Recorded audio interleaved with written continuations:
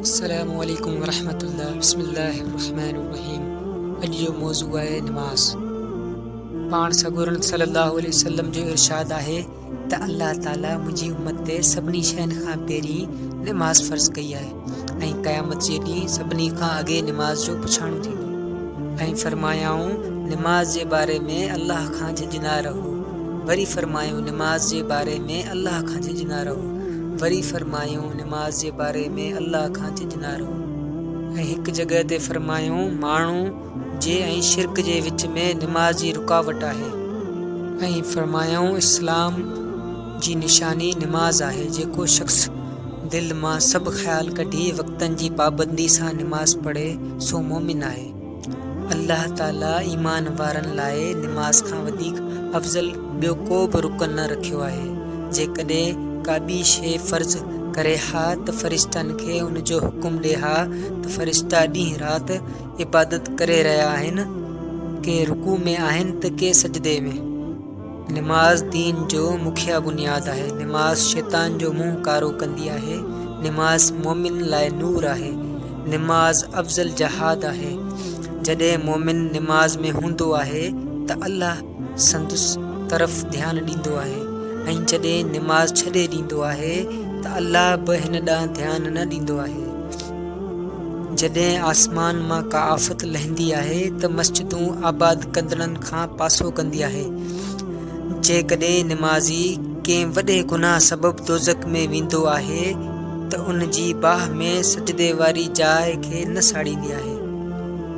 अल्लाह ताला सजदे वारी जाइ खे बाहि लाइ हराम कयो आहे।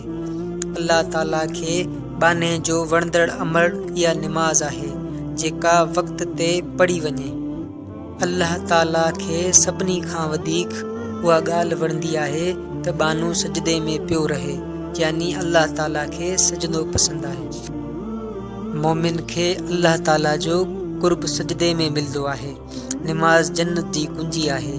जेकॾहिं बानो निमाज़ लाइ बींदो आहे त जन्नत जा दरवाज़ा खुली वेंदा आहिनि। अल्लाह ताला ऐं निमाज़ जे विच में पर्दो हटी वेंदो आहे।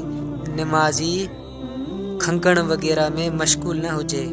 निमाज़ी शहनशाह रब्बुल इज़्ज़त जो दर खड़काईंदो आहे। दरवाज़ो लाॻीठो खड़काइबो रहिबो त उहो ज़रूरु खुलंदो। निमाज़ जे दीन में अहमियत आहे जीअं सॼे जिस्म में मथे जी। निमाज़ मोमिन जो दिल जो नूर आहे ऐं दिल खे नूरानी बणाईंदो।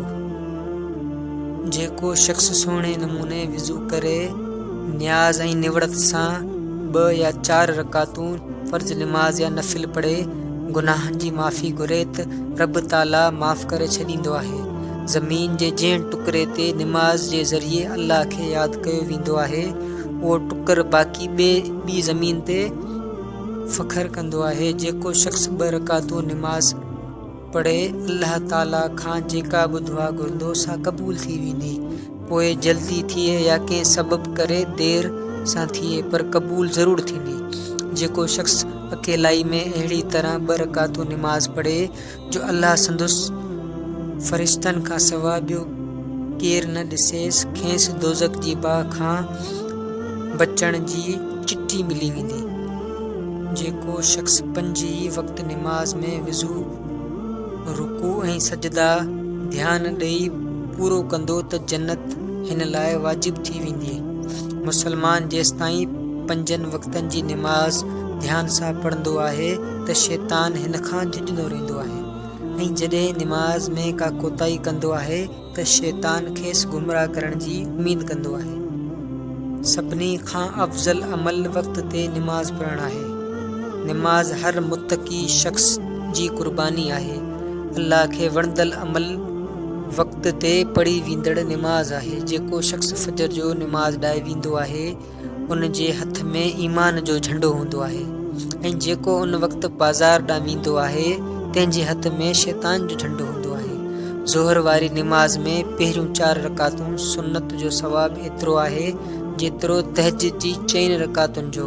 ज़ोहर जी निमाज़ खां अॻु वारियूं 4 रकातूं निमाज़ तहज्जुद जी 4 निमाज़ुनि में शुमार कयूं वेंदियूं आहिनि। जॾहिं बानो निमाज़ लाइ उथी बींदो आहे त रहमतुल आलमीन हिन तरफ़ ध्यानु ॾींदो आहे।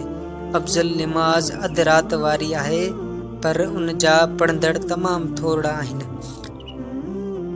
नबी पाक सल्लल्लाहु अलैहि वसल्लम फरमायो, मूं वटि जिब्रील अलैहिस्सलाम आयो त चवणु लॻो, ए मोहम्मद, तूं भले केतिरो वक़्तु जीअरो रहो, पर हिकु ॾींहुं आख़िर दुनिया मां रुख़सत थियणो आहे ऐं जंहिं सां वणई मोहबत कर, आख़िर हिकु ॾींहुं उन खां जुदा थींदे, ऐं कहिड़े क़िस्म जो अमल करीं, चङो या ख़राबु, उन जो बदिलो ज़रूरु मिलंदई।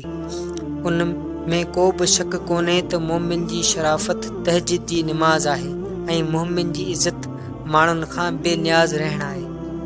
राति जे पोएं पेर में 2 रकातूं निमाज़ पढ़णु दुनिया खां अफ़ज़ल आहे। जेकॾहिं नबी पाक सल्लल्लाहु अलैहि वसल्लम फरमायो त मूंखे तकलीफ़ जो ख़तरो न हुजे हा त उम्मत ते फ़र्ज़ करे छॾियां हा।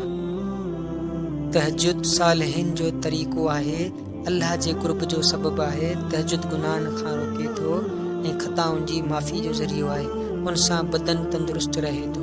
अल्लाह ताला जो इरशाद आहे त ए आदम जा औलाद, तूं ॾींहं जी शुरू में 4 रकातुनि खां लाचार न थी, आऊं सॼो ॾींहुं तुंहिंजे कमनि जी किफ़ायत कंदसि।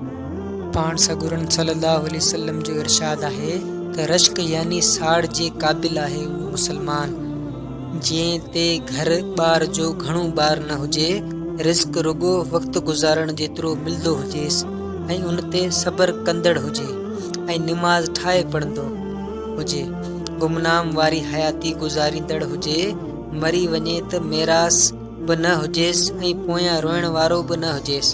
हिकु हदीस में आयो आहे त घर में निमाज़ घणी पढ़ण सां बरकत वधंदी आहे। छा बराबरि थी सघे थो बेदीन उहो माण्हू जेको इबादत कंदड़ हुजे, जेको राति जे वक़्तु कॾहिं सजदो कंदड़ हुजे ऐं कॾहिं नियत ॿधी बीहण वारो हुजे, आख़िरत जे ॾींहं खां ॼिजंदो हुजे ऐं पंहिंजे रब जी रहमत जो उम्मीदवार हुजे। चङो तव्हां उन्हनि खां बचो। इल्म ऐं जाहिल हिकु जहिड़ा थी सघंदा? न, उहो ज़ाहिर आहे त इल्म पंहिंजे रब जी इबादत कंदड़नि वारो रब सां जोड़े रखे थो। अहिड़े करीम रब जी इबादत न करे सो जाहिल मरगो अजल आहे। नसीहत उहे माण्हू वठंदा आहिनि जेके अक़लमंद हूंदा आहिनि। अल्लाह पाक मूंखे अवां खे अमल करण जी तौफ़ीक़ अता फ़रमाए। अस्सलामु अलैकुम वरहमतुल्लाह।